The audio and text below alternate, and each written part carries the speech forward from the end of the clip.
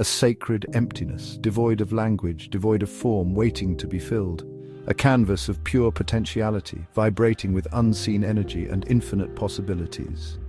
This is where the Nilavanti Granth begins, not with a word, but with an ending of nothingness, a prelude to everything. Before the first whisper of existence, before the first tremor of thought, there was only this profound silence. This is the primordial silence that whispers to us even now, in the quiet spaces between our thoughts, in the stillness of deep meditation. It is the womb from which all creation arises, the void that births every sound, every word, every story ever told. To understand the Nilavanti Granth, we must first surrender to this silence, to this vast, unknowable emptiness, and embrace it fully. Chapter 1 of the Nilavanti Granth speaks of a universal language, a language that predates Sanskrit and Aramaic, one that is ancient and timeless. A language that echoes in the fabric of reality itself. It is the language of vibration, the language of energy, the language spoken by the cosmos itself. Yogis, through deep meditation, have long known of this subtle communication. Agoris, in their communion with the dead, hear its whispers in the dance of decay and renewal. Tantrics, through their mastery of energy, tap into its power, harnessing its potential. This is the language of feeling, of intuition, of deep knowing that transcends the limitations of words. Every atom, every cell, every living being vibrates with this energy. It flows through us, connects us, speaks to us if we but know how to listen, to truly understand its essence. The natural world, untouched by the constructs of human language, communicates through this vibrational intent. Trees whisper secrets to the wind, their leaves rustling in an ancient dialogue. Rivers carve stories into the earth, their currents carrying messages across vast distances.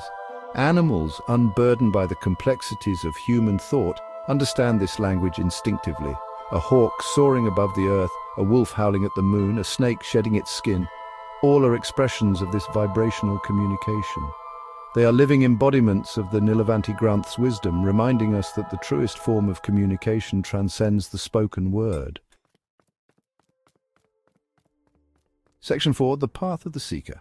To unlock the mysteries of the Nilavanti Granth, Chapter 1 advises a path of rigorous self-purification. The seeker must first still the chatter of the mind, quiet the ego's incessant demands, and clear away the mental clutter that obscures true perception. This is a journey of inner silence, of stripping away layers of conditioning, of returning to a state of childlike wonder. Through fasting, through chanting, through deep immersion in nature, the seeker prepares their vessel to receive the subtle whispers of the universe. It is a process of shedding, of letting go, of becoming an empty vessel ready to be filled with the divine. Section 5, Whispers of the Universe. And as the seeker surrenders to the silence, something extraordinary happens. A profound stillness envelops the soul. The whispers of the universe, once drowned out by the noise of the mind, begin to emerge. Patterns are revealed, connections are made. The interconnectedness of all things becomes undeniable, a truth that resonates deeply within. This is the first true realization, the first taste of enlightenment that Chapter 1 offers. It is the understanding that we are not separate from the world around us, but rather an integral part of its intricate tapestry. It is the beginning of a lifelong conversation with the cosmos, a conversation that unfolds not through words, but through the language of the soul.